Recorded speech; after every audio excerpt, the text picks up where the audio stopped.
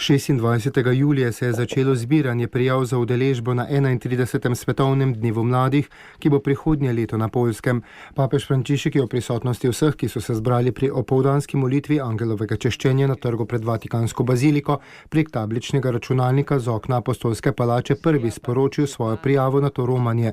Dejal je, da bo med obhajanjem leta Božjega usmiljenja prihodnji svetovni dan mladih spodbuda k razmišljanju na temo blagor usmiljenim, ker bodo usmiljenje dosegli. Sveti oče je mlade vsega sveta povabil, naj to doživljajo tako na romanju v Krakov, kot znotraj svojih skupnosti. Spomnil pa je tudi na drugo obletnico, odkar so ugrabili patra Pavla Daolija.